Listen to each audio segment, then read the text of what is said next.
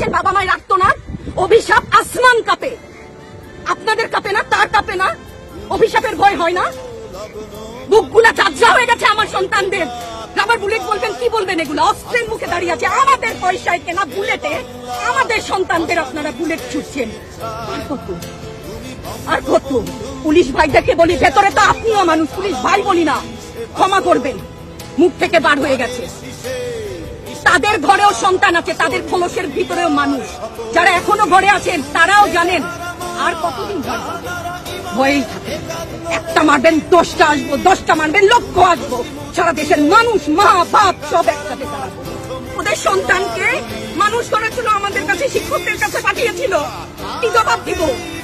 আমার তো কোনো মুখ নাই, আমি শিক্ষক, আমার ভাষা নাই। তাদের কাছে হাত জোর করে মাপ চাই, নিরাপত্তা দিতে পারি নাই, নিরাপত্তা দিতে পারি নাই। মনে হয় রাস্তায় শহীদ হয়ে গেলে যদি এই লজ্জা আমার কিছুটা থাকে। ওদেরকে বলবার আমার কিছু নাই।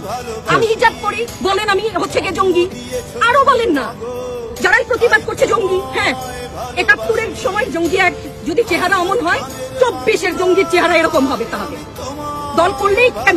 দল করার এটা স্বীকৃতি দিতে হবে না। দল করলে ক্ষতি কি? অধিকারই তো চাচ্ছি, সাধারণ মানুষের অধিকার চাচ্ছি, ক্ষতি কি?